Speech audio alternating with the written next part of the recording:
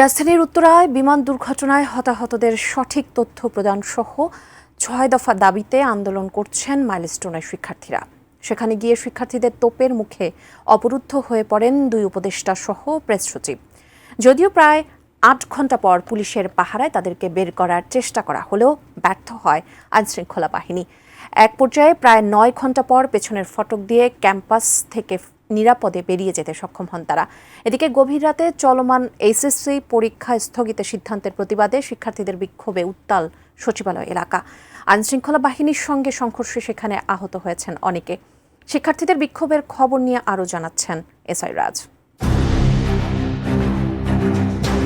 শিক্ষার্থীদের আন্দোলনের মুখে টানা প্রায় ৮ ঘণ্টা উত্তরার মাইলস্টোন স্কুল অ্যান্ড কলেজ ক্যাম্পাসে অবরুদ্ধ হয়ে পড়েন অন্তর্বর্তী সরকারের আইন উপদেষ্টা আসিফ নজরুল ও শিক্ষা উপদেষ্টা সিয়ার আবরার।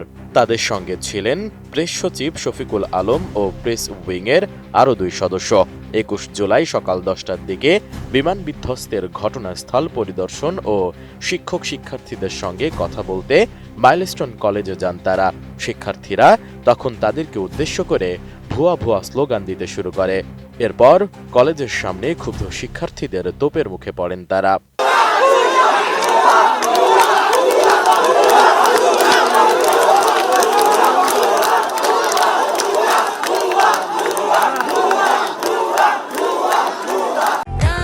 প্রাণ UHT মিল্ক, শুদ্ধতায় ও মমতায় সবসময় সেরা স্বাদে। এ সময় ৬ দফা দাবিতে বিক্ষোভ করতে থাকেন মাইলস্টোনের শিক্ষার্থীরা। তখন বিক্ষোভরত শিক্ষার্থীদের সব দাবি মেনে নেওয়া হবে বলে আশ্বাস দেন আইন উপদেষ্টা আসিফ নজরুল। তবে ক্ষুব্ধ শিক্ষার্থীরা তা মানেননি। ফলে মাইলস্টোন থেকে বের হতেও পারেন না তারা। প্রায় ৫ ঘণ্টা অবরুদ্ধ থাকার পর পুলিশ পাহারায় বের হওয়ার চেষ্টা করেও ব্যর্থ হন তারা।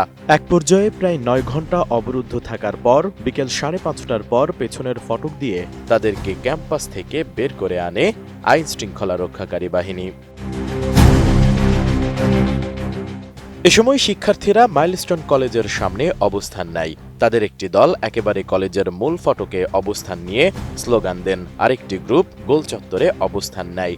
শিক্ষার্থীদের ৬ দফা দাবি হল নিহত ব্যক্তিদের সঠিক নাম পরিচয় প্রকাশ, আহত ব্যক্তিদের সম্পূর্ণ ও নির্ভুল তালিকা, শিক্ষার্থীদের প্রতিটি পরিবারকে ক্ষতিপূরণ, বিমান বাহিনীর ব্যবহৃত ঝুঁকিপূর্ণ ও পুরনো প্রশিক্ষণ বিমান বাতিল করে আধুনিক ও নিরাপদ বিমান চালু এবং বিমান বাহিনীর প্রশিক্ষণ পদ্ধতি ও কেন্দ্র সংস্কার করে আরও মানবিক ও নিরাপদ ব্যবস্থা চালু, শিক্ষকদের গায়ে সেনাবাহিনীর সদস্যদের হাত তোলার ঘটনার জন্য জনসম্মুখে নিঃশর্ত ক্ষমা চাওয়া।